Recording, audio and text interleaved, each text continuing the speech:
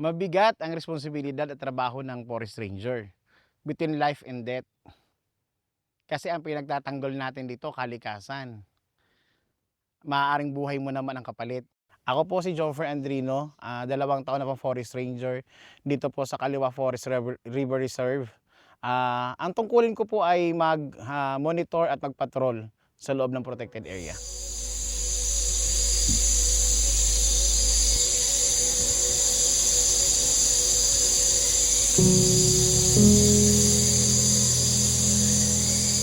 Malaking bagay ang forest ranger kasi kami yung frontline ng protection ng kalikasan. Kasi kami yung nagpapatrol unang-una. Kung meron tayo, dito natin makikita kung mayroong mga illegal loggers, no, mga illegal activity sa loob ng protected areas. Dito yung araw-araw namin ginagawa na pagpapatrolya, pagmumonitor, talagang pinapasok natin yung loob ng gubat. Yung visibility kasi ng forest ranger, deterrent yan sa illegal activity. Ipinapaliwanag natin sa mamamayan, no, sa komunidad, ano ang kalagahan ng kalikasan. Dahil hindi lang ito basta forest land, this is a protected area. Para magampanan mo yung ganitong aspeto ng trabaho, napakahirap kasi maglalakad kami ng ilang oras. Kalaban mo dito, maliban sa banta, gutom, pagod. Ito, hindi na to usaping sweldo o trabaho. Usapin na to sa pagmamahal sa kalikasan, kaya ka tumatagal sa trabaho.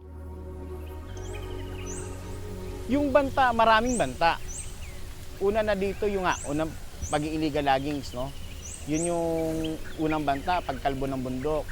Dahil nagagamit yung mga logs sa commercial use. Iba naman ginagamit ito sa residential, no? Pero kung ilan po ang magtatayo ng bahay at lahat gagamit, maaari hong makalbo ang bundok. Secondly, yung pong kaingin.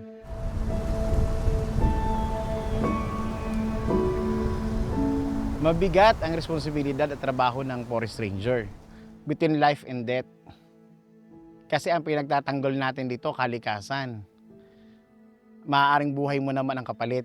May mga kasamahan na kami bago pa lang ako pumasok sa DENR na naitala na, yun nga, na ambush.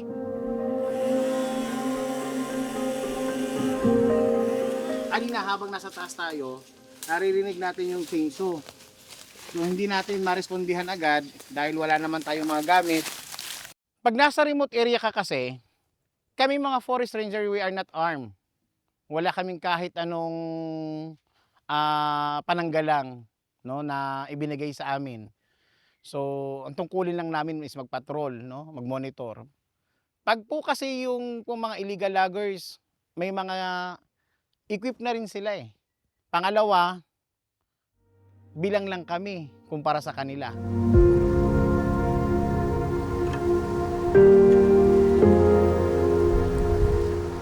Napakalaki po ng protected area ng Kaliwa. Ito po ay 34,700 plus. Tapos 24 ng forest ranger lamang. Kaya hindi ho ganun kadali para marespondihan yung nag-chainsaw doon, nag-illegal. Pag naman napuntahan natin yun doon, pagdating natin doon, maaring wala na rin sila dahil sa layo. Pag nasa remote area ka, pakiwari mo, baka hindi ka na makalabas ng buhay. Kung halimbawa, may nag-illegal loggers, may illegal logging sa nagagawa, 10, 20 sila.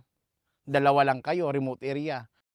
Pag nasukol sila, yun po kasi posible kaming babaril, posibleng yun na yung huling namin. Maliban sa banta, mababantaan ka pag kinuha mo yung mga logs, papatayin kami. Wala naman kaming magawa.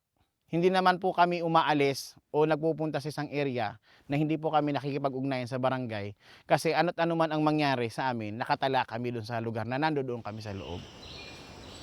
Dahil nga mayroon kaming mga nasasawata na mga malalaking tao sa likod ng paglalags. No, mayroon kasi yung tinatawag silang financer. So, malaking pera yung nakataya. So, kahit hindi na po sa araw mismo ng duty, Kahit nga po minsan nasa labas ka, hindi ka naka-duty.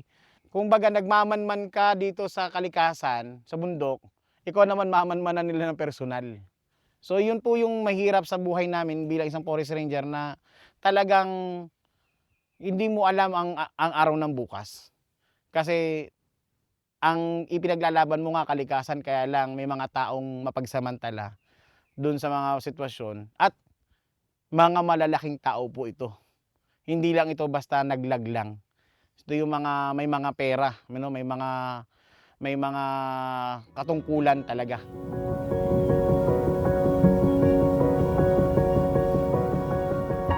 Maliban sa ipinagtatanggol mo na ang kalikasan doon sa mga illegal na aktibidad sa loob ng protected area o sa loob ng bundok, yung mga iniiwan pang basura, kami pa ang maglilinis, kami pa ang mag-uuwi. Kasi may posibilidad na kapag umulan, aano rin, no? Tapos mayroon pa tayong mga wildlife dito sa loob, no? May mga baboy damo, mga unggoy, bayawak. So, maaaring nilang makain. Isa yun sa, kaya umuunti yung numbers ng wildlife. So bilang tagapagtanggol ng kalikasan, kung hindi ako sino, ang tanong. Ipagpapatuloy ko sa kabila ng mga banta at hirap at pagod na aming nararanasan. Dahil hindi lang ito banta sa bundok ng Sierra Madre. Ang magiging epekto nito ay downstream. So, aabot ito sa coastal. So, kung ano ang mangyayari sa bundok, yun din ang mangyayari sa baba. So, talagang yung hanggat may banta sa kalikasan, nandito kami mga forest ranger.